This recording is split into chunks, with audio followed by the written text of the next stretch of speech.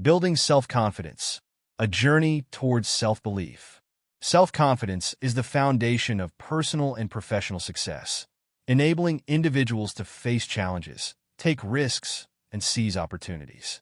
It is not an inherent trait that we are born with, but rather, it is something we build and nurture over time. The journey to developing self-confidence is a long one, filled with both struggles and victories, but it is ultimately one of the most rewarding journeys one can embark upon. This story illustrates the ups and downs of building self-confidence and the transformative power it holds. The beginning, seeds of doubt. Growing up in a small town, Sarah always felt like she didn't quite belong. She was the quiet girl in the back of the classroom, the one who avoided raising her hand even when she knew the answer. Her internal dialogue was filled with doubt, questioning her worth, intelligence, and abilities. She envied those who seemed to navigate life with ease, speaking up in class, making friends effortlessly, and embracing challenges with confidence. At home, Sarah's parents were loving but practical. They encouraged her to focus on her studies, but they didn't dwell much on building her emotional strength or self-belief. In their eyes, as long as she got good grades, everything would be fine. But inside, Sarah was constantly battling feelings of inadequacy. She felt that no matter how hard she tried, she wasn't good enough. The turning point, facing failure. In high school, Sarah decided to audition for the school play. It was an unusual choice for someone as reserved as her, but something inside pushed her to step out of her comfort zone. She practiced her lines for days, visualizing herself confidently delivering them in front of the judges. But when the moment came, her nerves took over. Her hands shook, her voice wavered, and she stumbled through the performance. She didn't make the cut. For days, Sarah was crushed. The failure seemed to confirm everything she feared about herself. She felt embarrassed, weak, and convinced that she should have never tried in the first place. But then, something unexpected happened. One of her teachers, Mr. Reynolds, noticed her quiet disappointment and approached her after class. "I saw your audition," he said gently. "You didn't get the part, but I saw potential. What matters is that you tried." That's the first step to building confidence. Those words stuck with Sarah. For the first time, someone had acknowledged her effort, not just the result. Mr. Reynolds' encouragement planted a seed in her mind. Confidence wasn't about succeeding on the first try. It was about showing up, even when you're afraid. The growth phase, small wins. After the audition, Sarah slowly began to push herself in small ways. She started raising her hand in class, even if she wasn't entirely sure of the answer. Sometimes she got it wrong, but she learned to accept that mistakes were part of the process. She volunteered for group projects, forcing herself to contribute ideas even when she doubted their worth. Little by little, she noticed something shift inside her. Each time she took a small risk, she felt a tiny surge of pride. It wasn't easy. The voice of self-doubt still lingered, but it was no longer the only voice in her head. Alongside it, a new voice began to emerge, one that whispered, "You can do this." Sarah realized that confidence wasn't about being fearless. It was about acting despite the fear. She joined a debate club, where she found herself challenged to speak in front of others regularly.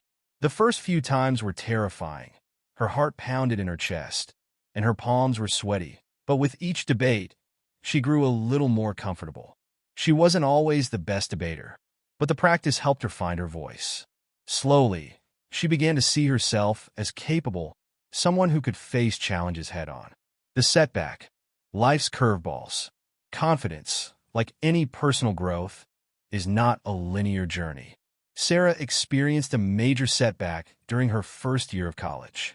She had always dreamed of becoming a writer, and when she submitted her first short story to the campus literary magazine, she was filled with hope. However, the story was rejected. The editor's feedback was blunt. "Your writing lacks depth and emotional resonance. Try harder." The rejection felt like a punch to the gut. It brought back all the insecurities she thought she had conquered. She questioned her dream of becoming a writer, wondering if she was simply not cut out for it. But this time, something was different. Unlike in high school, when failure had paralyzed her, now she had the tools to cope with it. She allowed herself to feel disappointed, but she didn't let it define her. Instead of giving up, Sarah sought help. She joined a writing workshop where she met others who had faced similar setbacks. She learned from their experiences and used the editor's critique as motivation to improve her craft. Slowly but surely, her writing began to evolve, and her confidence grew not just in her abilities, but in her resilience. She understood now that confidence wasn't about avoiding failure. It was about learning from it and persevering. The transformation, owning her confidence. As Sarah entered adulthood, she reflected on her journey. She realized that the girl who had been afraid to speak up in class had become a woman who wasn't afraid to chase her dreams, even when the path was uncertain. Her self-confidence was no longer dependent on external validation or constant success.